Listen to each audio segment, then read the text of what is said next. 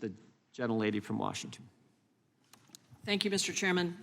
It's interesting that my Republican colleagues are concerned about how we enforce things when most of the bills we've been voting on in this session are completely unworkable.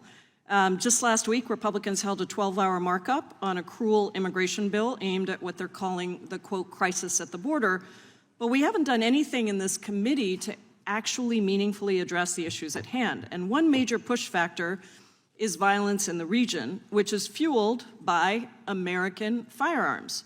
The United States is the #1 source of semi-automatic weapons in El Salvador. About 500,000 guns are trafficked to Mexico from the U.S. every year, and 70 to 90% of guns recovered at crime scenes in Mexico are traced back to the United States. So the crisis of gun violence in the United States and our lack of gun regulations is spreading to other countries.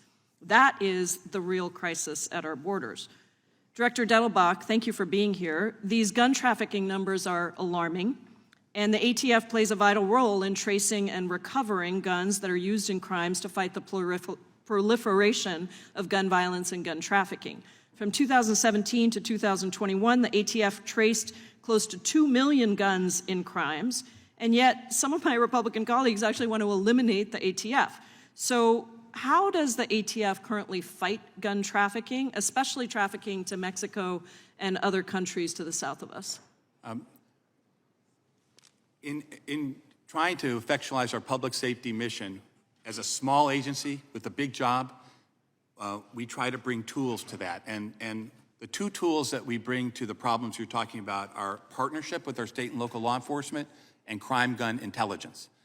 What crime gun intelligence, whether that's our tracing ability for crime guns, or whether it's the NIBIN system to connect crimes together where a common firearm is used, can do, is it can enable us to try to identify where the crime guns are coming from, how they're moving from lawful commerce into the black market under unlawful commerce, and target our resources to do that.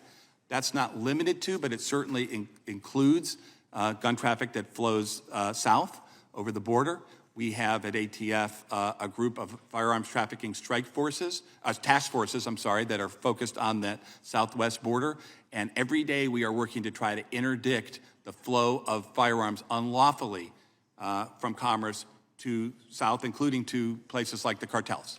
So eliminating the ATF would have enormous consequences for that work. The Bipartisan Safer Communities Act contained the Stop Illegal Trafficking in Firearms Act, which made it an explicit federal crime to act as a straw purchaser for firearms and establishes penalties for those transferring a firearm they have reason to believe will be used in a crime.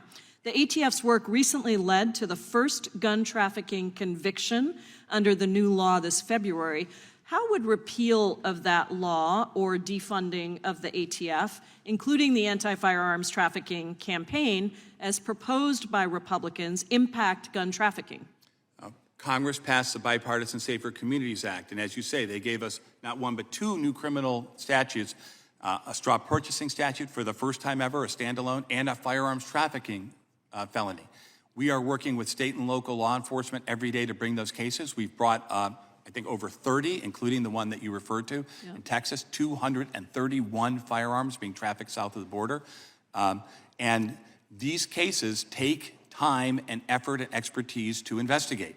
And so to implement those laws, to enforce them, ATF needs to have the resources to be able to do those investigations, to follow through, and to take people who are criminals supplying crime guns, not the law-abiding citizens, but supplying crime guns to criminals and take them out of that business. Thank you for that work. The second volume of National Firearms Commerce and Trafficking Assessment found that over 1 million guns were stolen from private residences from 2017 to 2021, and that these stolen guns make up a substantial portion of guns that are eventually trafficked and used in crimes.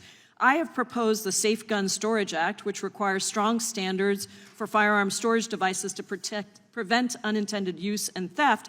But sadly, my colleagues across the aisle oppose even this sensible gun safety measure.